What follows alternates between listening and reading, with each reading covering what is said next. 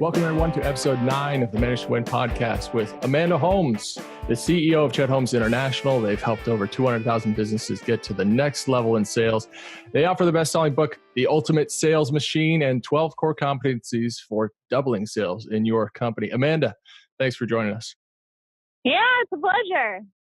So, Amanda, can you go into a little background, just for people that don't know you, how you came to be the CEO of Chet Holmes International and your story? Oh, boy. Okay. Well, my father started it, Chet Holmes, 30 years ago. And I know you can hear by the sound of my voice, I'm probably just about that age. But he really got his big break winning 60 of the Fortune 500 as clients. And he doubled the sales of 9 different divisions for a billionaire by the name of Charlie Munger. Maybe you're familiar, business partner to Warren Buffett. You know those names? Yeah. Oh, yeah. Okay, great.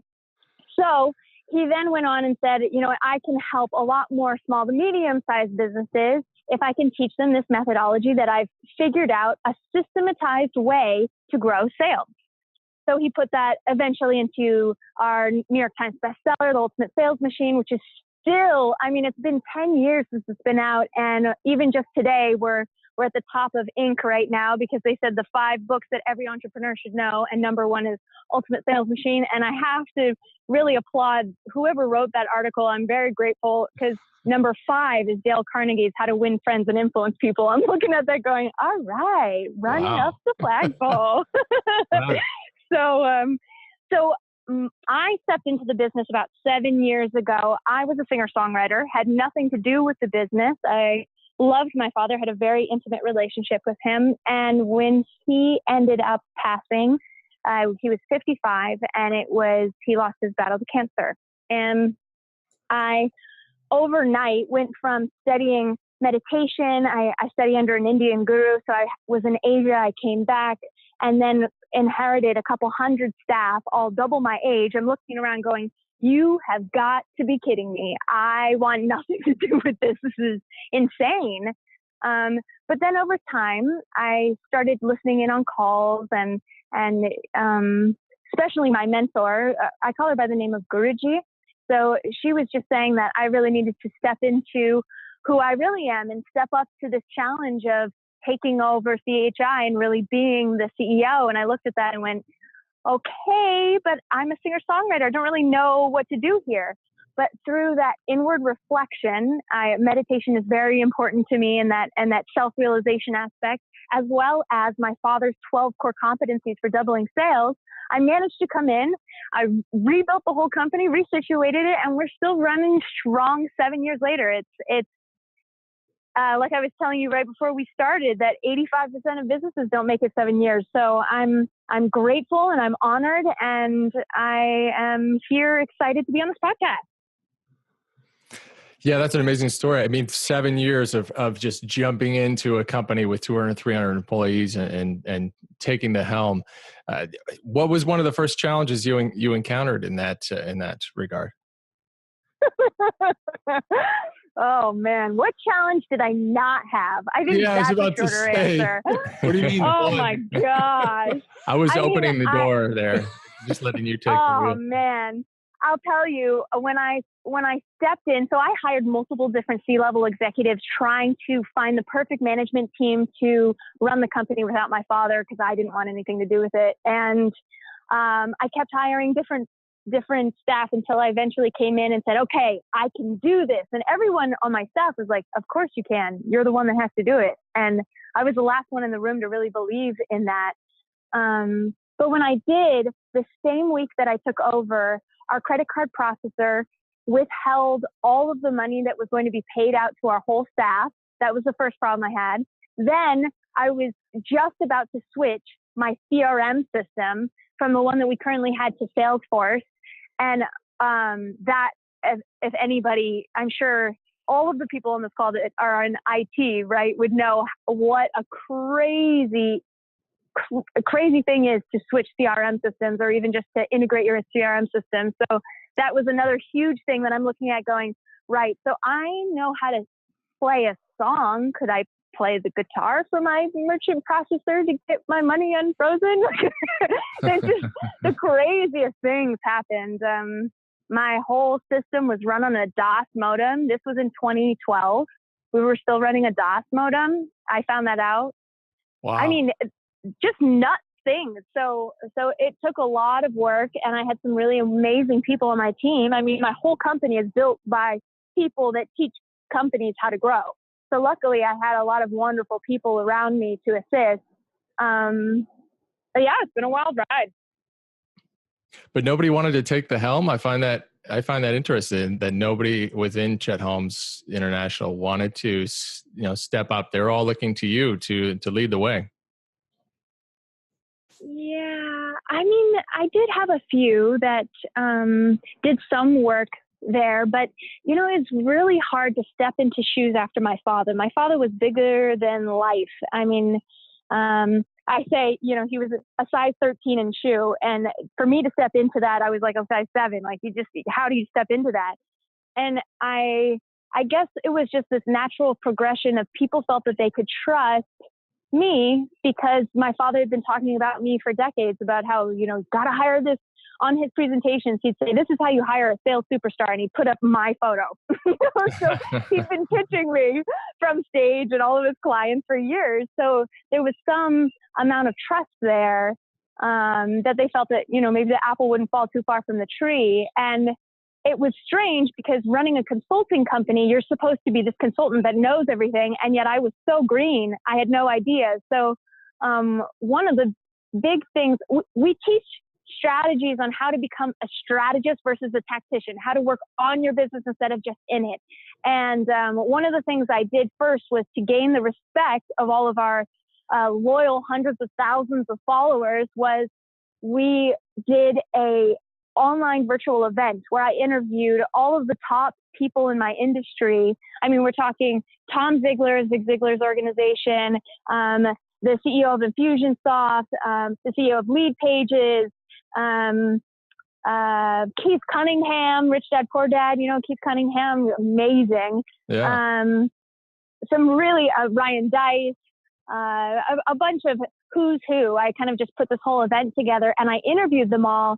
And I think that was a big step to assist people to see that they could trust me because I wasn't even teaching. I was just interviewing these people, but to hear them say, wow, Amanda, we're really impressed by what you've done and you've taken over the business. It helped build my credibility. And it also helped build the credibility with with the people that were following us because I gave this whole event. It ended up being a 6-hour free event where people could come and listen. And it was my first one ever. And we got 10,000 people, 10,000 executives to join. So I was pretty happy with those numbers. And the average person stayed for an average of 4 hours and 13 minutes with us, which on a normal work day, people wouldn't really stay for that amount of time on a free online event. I mean, we had people that were canceling their meetings just to stay on to listen to all of this value. And I think that's a really powerful thing that any business can do. Like what you're doing here with your podcast is you have to be in a place of giving great value today because there's so much clutter out there. That rising above the clutter is a whole new extreme. And so, I'm curious how you do that. I mean, so I talk with, different people who sell sales consulting or marketing consulting, from time to time. And it's, as you know, coming from that side of the business, it's real easy to spend a lot of money and not get a lot of result in those areas. Obviously, your system does the opposite. And I'm curious, what you guys do that's different. I do love the book. I do have it on my shelf, The Ultimate Sales Machine. And I pulled it out, I don't know, recently within the last year. And I was like, wow, this stuff is still so relevant. It's kind of like Dale Carnegie's book, it still all applies. Thank you. But that was written at one time. And now this whole clutter situation gets worse moment by moment. How do you guys help people break out? Yeah, well, that's a great question. Well, we really believe in using horsepower, not wallet power. So one of our strategies, which is the fastest, least expensive way to double sales, is something we call the best buyer strategy. And for those that are listening, write this down. This is really important. It's way more effective to go after your biggest, best clients, the ones that spend the most with you the most often, than it is to market to everybody. So what we do, and I just had a wonderful win with this, one of our clients, he decided that he wanted to get more into real estate. He had a consulting company, and he wanted to branch out into more real estate deals. So we put together what we call a core story. And it's really just research, market data, followed by case studies and stories that get a prospect interested in what you have to say without even having to pitch your product or service. It's really just coming from, I'm here to provide value. I want to teach you something that's of interest to you. So he was reaching out to multifamily people that owned apartment complexes around 200 to 500 units. So these people usually have 4 or 5 of these kinds of real estate, and they're making good money, and they're not really interested in talking to a sales guy. So we put together the 5 things every multifamily owner should know where they're underutilizing profits. And we did a Dream 100 strategy where we picked just 100 of these ideal, not the, they have an apartment complex that has like 5 or 10 or 20 people. We're talking 200 units, 500 units. Just in the mid area where it's not the huge corporations that it's very hard to get in the door. We're talking just a sweet spot. So who is that? As you're thinking about this, as you're listening to what I'm saying, think about who are my best buyers, my ideal buyers. And usually we notice that the clients that produce 80% of your revenue are usually the 20% of your clientele. So maybe it's the top 3 or 4 or 5. But if you marketed to those same kinds of clientele repeatedly and put together a system that they just could not refuse you because you are in their face, you're in their space, you're in their place, they can't deny you. Eventually, every best buyer strategy will be successful. This is how my father was able to double the sales of 9 different divisions repeatedly over and over again. So this one client, that's our most recent win, it was just last week, he went from 0 in real estate to, in 5 months, he closed $24 million in real estate deals. And he has another $100 million in the pipeline right now. And we look at that and go, how does that happen? How can a startup go from nothing to 24 million? And really, the number one thing, and this is what I want everyone to write down, is pig-headed discipline and determination. If you're a tweeter, if you're a Facebooker, if you're a LinkedIner, you do #PhD. Pig-headed discipline and determination. That's what we teach in the book. That's what all great success of business is having that pig-headed discipline and determination to continue. So, for instance, and I'm going to bring you into this conversation so it's not just me talking, but for instance, this gentleman, he had gotten 5 months and nobody had even really returned his phone call. He hadn't really gotten any really lead from this. And he was looking at me going, Amanda, this is not working. This is obviously wrong. And I'm like, hold out, just hold out. It's any minute now. And then he managed to close a $20 million contract and a $4 million contract, only 2 contracts to get to $24 million. And we see this very often where if you go after those best buyers, those dream buyers with a very, very thought out plan of, okay, 5 months ahead of time, this is everything I'm going to do, from lumpy mail to phone scripts to LinkedIn messages to Facebook messages to emails, and you put it artfully together into a plan that cannot be beat. That's how we change a lot of companies' worlds. It's funny. I've taken more notes in this podcast so far than I've taken in any other podcast altogether, because you got me taking notes. I'm like, why am I taking notes? I can listen to the recording. So, you know what? The reason why I tell you to do that, and I do it with our trainings as well, is because you actually retain 60% more when you write something down. So listening to something, you only retain a certain amount. If you see something, you retain a certain amount. If you listen and hear it, you retain a greater amount. especially if you then write it down. And the highest is then if you teach it back. If you can teach it back, that assists in retaining that knowledge. So that's why I do that. No, makes perfect sense. And so with your PhD, the pig-headed discipline, I'm kind of curious with this client. You're giving us an example before you worked with him and helped him put together kind of what he was going to do. Did he lack some confidence in what he was selling, or did he lack some belief in what he was selling, that it was truly the best before you started working with him? You know, this particular one was really great at confidence. I have to say, and we explain what it takes to find a superstar salesperson. There's 5 different aspects. It's in our training, in the Chet Holmes Institute. But this particular one had great confidence. What I noticed more than anything, though, is the difference between a $1 million company compared to a $10 million company is focus. And you see this a lot with startups where they really just have a hard time focusing. They want to do everything under the sun. So as us as a coaching and consulting organization, assisting that head of the mantle, the one that's driving the ship, to keep focused. I mean, how many companies deploy a marketing campaign or a sales campaign for 6 to 8 months? Not a lot. Lots of them don't even go that long. What was that? Lots of them don't even go that long. Yeah.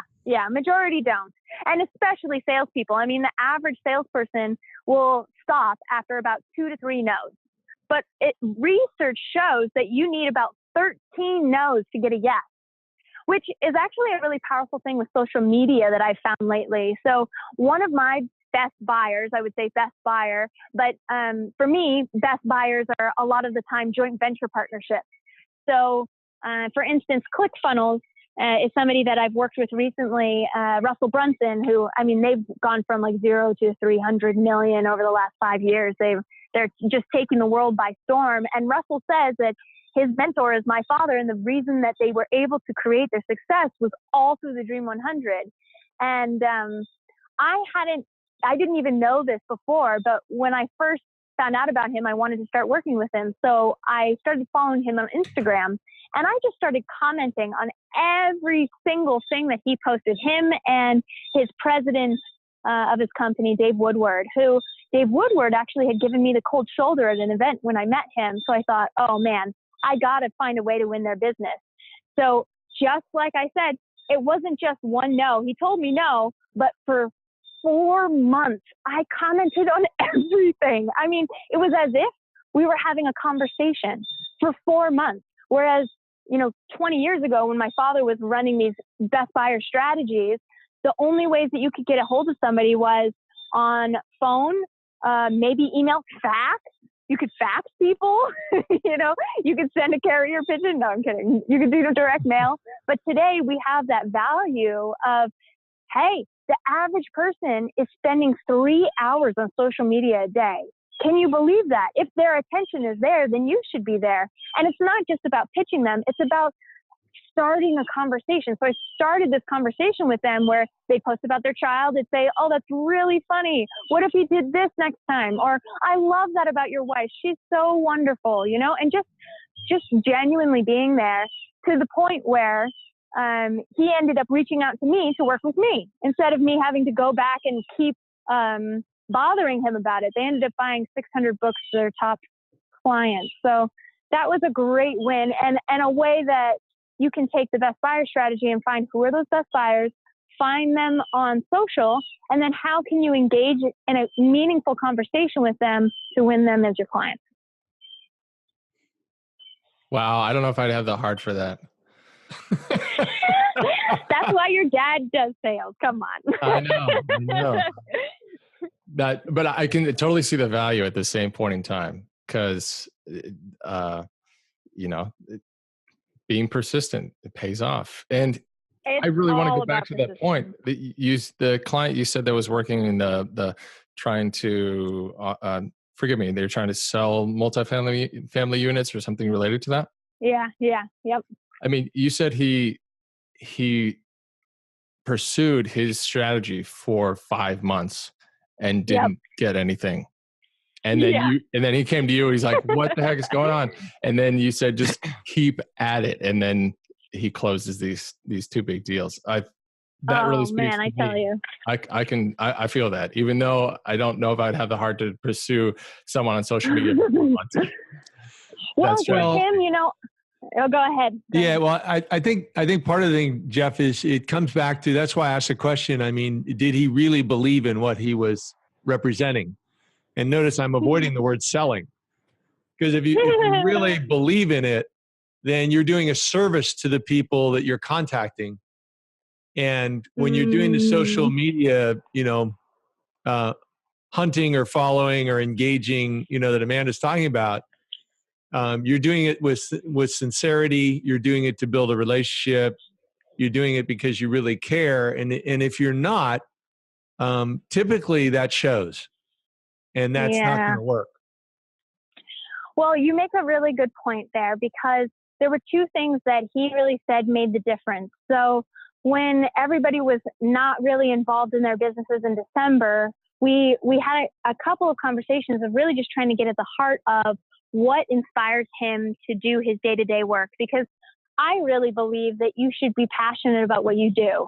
And so we ended up finding out that he has a very, very strong passion to assist children to lose weight and to get into sports. He was really big in sports growing up. He lived around the Tahoe area, so he's perpetually outside and, you know, doing all of those wonderful outdoor activities.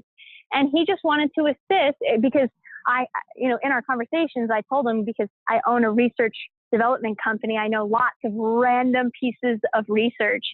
Any conversation you have, I could bring it back to some random. Did you know that child obesity has quadrupled over the last 10 years, and 65% of the American population is overweight? So after I mentioned that to him, he said, well, of course, that would be something that I would be super passionate about. I'm like, let's put that in your pitch deck. That's a part of you. That is who you are, that you want to assist these kids. And, you know, if you close some more deals, you can give money. He wants to buy mountain bikes for the kids of the YMCA in his area. And I'll tell you, that has actually won him way more business. And he says that's his big takeaway, is that he got clear on what his why was, which is really wonderful. And I'm really happy to hear that that was his takeaway, because I really lived this idea, and I've learned this from my guru, and I have a long ways to still go, but this concept of true happiness comes when you're in service. So I see that in what we do in business, because instead of knocking down doors and saying, hey, this is me, this is what I do, you want to listen to me. My head of my research company calls it the me-we syndrome. I love that. We're about to do a whole marketing piece on it. The me-we syndrome, which really, if you reached out to 100 of your prospects, only 3% of them would be interested in you, your product and service at any given time. So that means that 97% of all of the marketing that you're doing that's focused on you, you're missing out. You're wasting your time. So why not talk about something that's of value to them? So instead of him reaching out to them, knocking on doors, calling, you know, sending lumpy mail saying, hey, I sell real estate, of course you should talk to me, that wasn't working. So instead we said, hey, did you know that there's a reason why that apartment complexes are renting 63% faster? It's one tool that I can share with you in 22 minutes. We also go over the 5 ways that multifamily homeowners are underutilizing profits. And I'm really doing this because I want to give back. I'm second generation in real estate, and I just want to see you have the best that you can be. And I have these great tools that I've commissioned to study through this research company to give you. Do you have 22 minutes? So when he would falter in his confidence of, I don't know if I could give something of value, we just drill it again every week. Of course you have something of value. Are you kidding me? You're about to give them this great piece of information that they probably don't think of, because they're spent all day long working in their apartment complex, dealing with rent, dealing with unhappy tenants, you know, all of these issues that they're not thinking about the bigger picture. And here you're going to tell them about what's going on with social media, how to assist them with guerrilla marketing, what to do with lawsuits to stop lawsuits from happening, which is a huge problem. And I can give you stats on that too. So it really came from this place of, I'm going to provide value. I'm going to be somebody that's trustworthy, that will give great information so that you will remember me whether you work with me or not. And that's the power of what a core story can do. That's what we teach. It's one of our principles, is the core story methodology, which is really just education-based marketing. Yeah, and I think the core story too that you emphasize is that it's service-based. So, and I'm sure you've found in your life, I've found in mine, that, you know, when someone is struggling with their identity, their self-esteem, or their career direction, whatever, if you can get them involved in serving others, typically it can be a turning point for them where they stop focusing inward so much, they focus outward. And that's also extremely effective, not only in sales, but, you know, in leadership. When you're leading your team, I'm sure one of the reasons your people felt comfortable with you taking over the organization is they didn't think it was about your ego. They thought that you were committed to make Chet Holmes International the best it could be, and bring them along with it and help them be the best they could be. Am I reading too much into it, or was that part of your focus and how you related to them, connected with them? Yeah, definitely. I mean, at first, when I first got the company, I looked at it and I just said, man, my father passed at 55. How could I just step right into his shoes? And it's like, to me, it felt like I was just burying myself into the same grave that he was. So at first, it was really like, there's no way I want to be a part of this. And then when I started, a bit of the shifting point really happened when I started hearing our clients and hearing these lives that have been changed. You know, I just got a LinkedIn message today from a gentleman that said that he doubled his revenue 4 years in a row using our strategies. And he's like, you know, I've been able to give back to so many people and change their lives due to what you teach. And I'm so grateful for that. And that's really where I kind of decided, okay, what can I do? My prayer every day, I'm very big about prayer and setting intentions, was, you know, please assist me to be a conduit of light and love. You know, guide me. I surrender so that I can assist these people. What's in their best and highest, what's going to be best for them. So that's really been my shift. And I spend talking about things that are passionate. I also spend a lot of time in a nonprofit called Divine Bliss International. And I really feel that it's the complement to what we teach on the sales and marketing side is, okay, while you're doing all of this sales and marketing, how about you also work on yourself so that you don't have to just be a machine. You can have a heart too. And I would have never been able to get over the trauma of the grief of losing my father, the grief of firing family members, some of my father's best friends, trying to figure out the confidence to actually step into that leading position if I hadn't been working on myself and understanding myself and finding balance in my day-to-day, because balance is such a huge thing that, you know, people talk about it, but I don't think they really understand what that means to have balance. I saw a stat from one of our recent course stories that I was just reading 2 days ago that said that the average person spends 11 hours a day on a digital device. And of course, we look at that and go, yeah, between my TV, between my computer, between my phone, about 11 hours. I mean, we're turning into cyborgs here. Like, I live in a healing center in Florida that has an organic garden in the back, and I take my calls and I do my work outside with the trees and the vegetables and the fruits, and I'm working with them while I'm taking these calls, because to me, it's important to have that balance. And it's just the simplicity of coming back to things that don't just suck us dry of energy all day long. So that's the part that I'm super passionate about, is bridging that gap between the self-realization aspect and the business strategies. I think you really can have both. Do you find that your clients really excel when they when they kind of set aside any superfluous activities and really focus on these strategies that you're advocating, when they're looking at one thing as opposed to a myriad of different things. That's something you mentioned earlier about how entrepreneurs often struggle because they are they're trying to do everything under the sun, and it sounds like you guys focus a lot on getting people to zero in on one thing that they're really trying to do well. Well, one of our famous quotes is, my father said, "It's not about doing 4,000 things. It's about doing 12 things 4,000 times." That's another good one. You can write that one down. It's not about doing 4,000 things. It's about doing 12 things 4,000 times.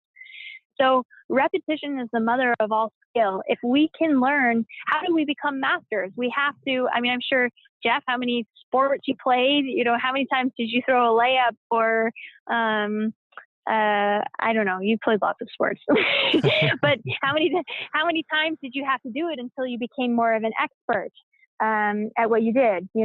I don't know the drills in soccer. I don't know what kind of drills you did. What kind of drill did you do? Like 10? Yeah. How many times did you kick the ball? Yeah. And it's not like there's a million different ways to kick a ball. You could probably name, there's a couple, or there's some strategies for how to kick a ball. It's the same thing in business. And my father came up with this because he was a 4th degree black belt, and he realized that it wasn't about 50 different kinds of ways to punch and kick. No, there were only a select few, but it took repetition to master it. So he took that and brought it to business and realized, wow, well, it's not about doing 50 different marketing campaigns. No, it's about doing this one and mastering it, right? But you have to make sure that you're reaching out to the right people. You have to constantly be monitoring your metrics. And like, for instance, this one particular recent case study, we were going strong for 3 months with one title. Everything you know about apartment management is wrong. Until we had one guy that came back and just said, "I would never work with you. That is terrible." So obviously he didn't like to be called wrong. So we changed the title and 40 days later, he ended up closing some really big contracts. So it's about adjusting, tweaking, measuring, seeing where you're at, and continuing on that same path and being dedicated to it. So I have to ask, what did you change the title to? The 5 things multifamily owners are doing to underutilize profits, something like that. Okay. It was all about underutilizing their profit. Yeah. Yeah, that's less threatening. Yeah. So provide something of value. Yeah, go ahead. Is that the place to start? That's what I was going to ask. Where's the place to start on this? Find something of value, really zero in on your why. Is that it? I personally think that helps you bring the determination to be able to, if someone's told you no, it's like, I don't care that you're saying no. Do you hear what I'm saying? I'm saying I'm going to help you. It's like, nothing's going to stop you kind of mentality. What will get you to a place where you feel that nothing will stop you? So that is important. I definitely think knowing your why is really important. It's not part of our methodology, really. I guess when people purchase our Chet Holmes Institute, which is all of our videos that train on these 12 core competencies, the one that I tell them to go to first is actually Time Management Secrets of Billionaires. So my father realized when working with Charlie Munger that there were very specific things that happened when you met with a billionaire. And my father was running 9 different divisions at the time for Charlie Munger, and said, okay, I've got to start managing my time like a billionaire, sorry. And there's really just 6 steps that you need to know. And it takes, less than 10 minutes, and it increases your productivity by 400%. That's something that usually I tell people to do first, is go through our Time Management Secrets of Billionaires, because you'll instantaneously see a rapid change in your productivity. And then usually it's good to understand this whole idea of being a strategist versus a tactician, and deploying a core story. And then I say go to Best Buyer Strategy. So either people can go to chetholmes.com and find that institute there, or you can also buy the book, right? Read the book. Although you will retain more if you're watching video, because you're watching it, you're seeing the slides, you're understanding the data, you're taking the quizzes. So either of those are what I would say. And you just really have to dedicate 1 hour a week to it. If you can just dedicate 1 hour a week, that's how my father wrote his New York Times bestseller. He was running a huge company. It's like, where do I have the time to write a book? Everybody kept saying, write a book. So every Monday night, he wrote this book, 1 hour a week for a year. Then they ended up revising it for another year. And then he came out with the book. And I'm telling you, I'm still reaping the benefits as his daughter 10 years later after he's passed. I mean, that's the kind of value that a strategic move can bring. And really quick, can you clarify the difference between being a strategist and being a tactician? What do you mean by that? So typically when you have, like, let's say you have a sales team and they're given leads and they say, okay, go out and try to win some business. Majority of salespeople will reach out and say, hi, I'm so-and-so. My LinkedIn is full of them. They now just do it with bots and it drives me literally bonkers. It's like, can anybody read our material and just deploy it right? But anyways, they'll usually say something like, hey, I'm Jim. I'm part of an IT services company. We do a really great job of providing companies with the best IT services you could imagine. I would really love to show it to you. You know, do you have an email I can send something to, or we can hop on a call? So that me-we syndrome, as opposed to what if you approached every conversation with a prospect as a strategist, which means you're not just thinking about closing a deal. You're thinking about, how do I gain a loyal fan? You're thinking about, how do I create a relationship where they'll want to refer me to everyone they know? You're thinking about, how do I position myself to be the most knowledgeable in my industry? You're thinking about all of these. There's 12 different strategic objectives. So if you have all of those 12 objectives into every tactic you do, it 9 times the impact that you have with every move you make. So for instance, instead of saying, hey, I'm an IT company, I'd love to help you with your IT services, which, as we know, statistically will only reach about 3% of the market. If instead you're getting on and you're saying, hey, research has shown me that the number one problem that's facing a business like yours is actually your online presence. And did you know that United lost $180 million from one unhappy client that put a song on YouTube called United Breaks Guitars? This is a true story, by the way. You can go and YouTube it.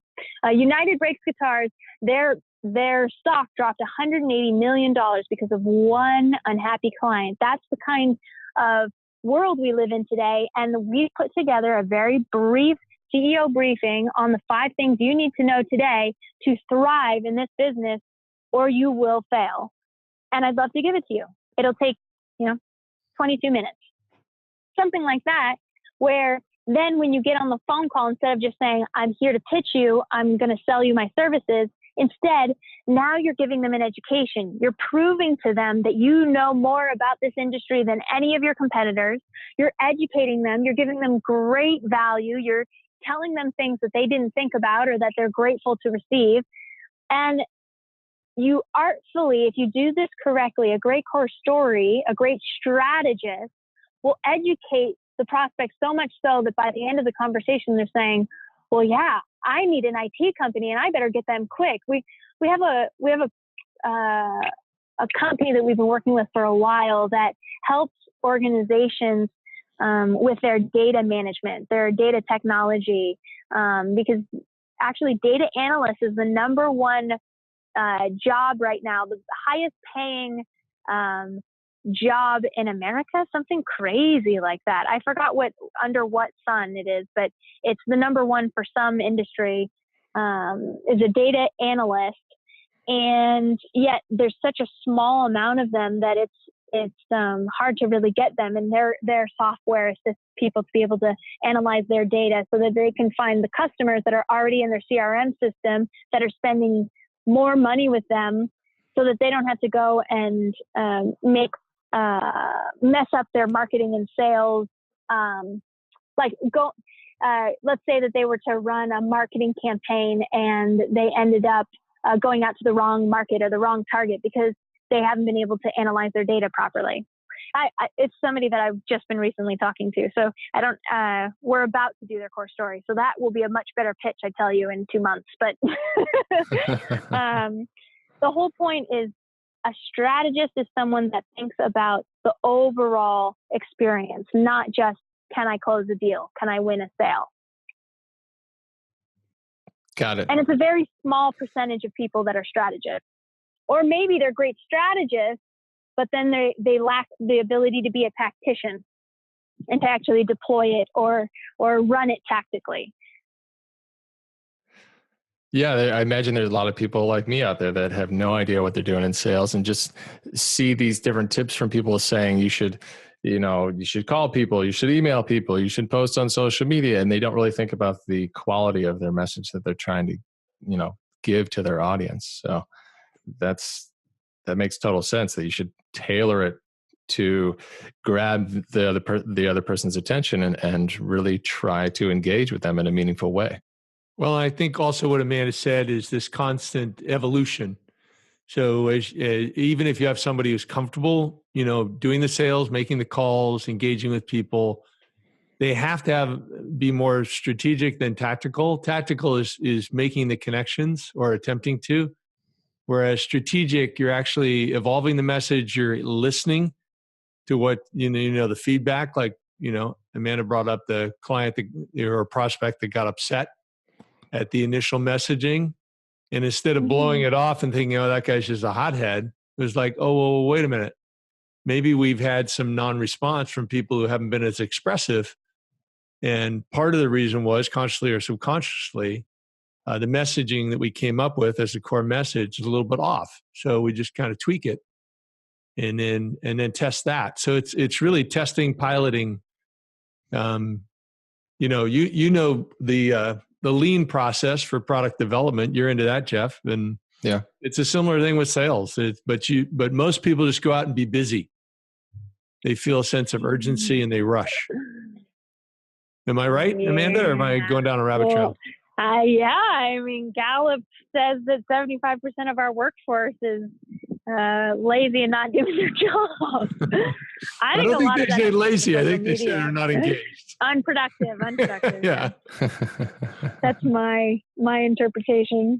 The other word for how lazy. could they be when how many hours is spent on social media? It just it really blows my mind. Yeah. Rabbit hole. I think it's remarkable that you, just to close, I know we need to close the conversation soon, but just you kind of, with your story about engaging with that one prospect on social media, as much as you disdain the amount of time that people are spending on it and recognize how it can be detrimental, you still went to the place where your audience was. And I think of that as like really, really smart, because you used it to your advantage to connect with someone. You went where they were.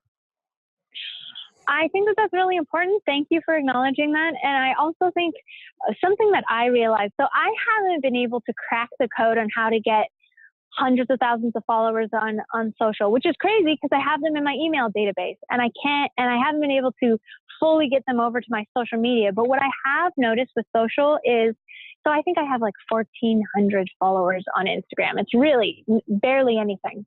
But those 1,400 are 50% of them are my biggest, best buyers, my past clients and potential new clients, like a Russell Brunson. He runs a $300 million company and he's following me on Instagram. And the light bulb that happened for me was, wow, it's not about the numbers. It's about the quality of people that are following you. If you can get quality people to follow you, then it is a masterful way to have follow-up, because fortune's in the follow-up, right? It's 13 no's before you get a yes. So if you can have social today where you are in front of them then that is a fantastic way to generate business. I recently have started posting a bit more on Facebook, and it's not about posting on Facebook. It's about engaging with the people and learning what are their interests, what are they doing. I'll tell you another funny story. I closed a $50,000 deal on Facebook from a referral. And what I had done was one Wednesday morning, I said, you know what? Because a lot of the time my coaches and consultants are working one-on-one with our clientele. I really only work with our high end, like the Panasonics of the world, or, the digital marketers of the world. Those are the people that I normally work with. But every once in a while I say, okay, let me take on, one of our smaller clients and just, see what's going on with them today. So I sent out a Facebook post and I said, hey, I'm opening up my calendar for the next 2 days. I'm giving 15 minutes where I'll help you craft your core story pitch, your title, and kind of the direction of where you should go so that you can get 9 times more response from your marketing messaging. I posted it on Wednesday morning. By Wednesday at 12, I had 40 appointments. And this is just from my 5,000 friends on Facebook. This isn't even my database. I had 40 appointments back to back. For the next 3 days, I had to open up for another day to be able to take in all the people. And I ended up closing a $50,000 contract with somebody that I had never talked to. I talked to them on Thursday. They said, oh my gosh, I would love to work further and deploy this core story. And by Friday, I had a check for 10 grand. And that was somebody else who posted on their Facebook saying, hey, Amanda's doing these core story consultations right now. You should really take advantage of this. And a guy happened to be a raving fan of the book and said, I am in. And within 48 hours, we were doing business. And I think that is the power of social media today, where word of mouth has just become on steroids. I have it's like 88% of buying decisions today are determined by what your friends say on social. Like, people will look on social before anything else. So there is an important aspect to social, and I've seen some great power in that. As a self-realization student, I say that you should make sure that you're conscious of your time, and you should allot the time that you spend on social media. We have a 6-step process for time management secrets, and we do the same thing with email. You set aside 30 minutes twice a day where you're going to check email. Otherwise, you don't check email. Why? Because every time you get thrown away from what you're focused on, it takes about a half an hour. Research has shown it takes about a half an hour to get the focus back. So if we're perpetually through text messages and social and emails getting thrown away from what we're doing, we're actually working they said that it's the equivalent of working on 4 hours of sleep, which, isn't exactly the optimal. Some people can do it. I've gone long stretches of only sleeping 4 hours a night, but you obviously want the peak ability to focus on what you're doing and use your whole brain capacity. So you don't want to spend it looking at your email or looking at social. So that's why I'm apprehensive of it and saying, if you can allot that time, it's much better than perpetually being on it. I like that. That's a good strategy. Yeah. Thanks. That's good. So, well, I don't want to take up too much of your time. I know we would like to wrap things up. Do you have any final advice for people who are looking to double their sales? You can go to chetholmes.com and there'll be a little pop-up that says, hey, would you like to have chapter 4 for free of the Ultimate Sales Machine? So if you haven't read it, I would say that would be the first place to go. That really helps companies and people understand how to become that strategist that really gets 9 times out of every move they make. That's the title of the chapter, is how to get 9 times more impact from every move you make. So that would be my suggestion. ChetHolmes.com, CHET Holmes like Sherlock.com. Awesome. Love it. Well, thanks so much for being on the podcast with us today. Yeah, it was thanks, fun. Amanda. It was great. I appreciate it. I think a lot of stuff here for our audience. They're going to love it.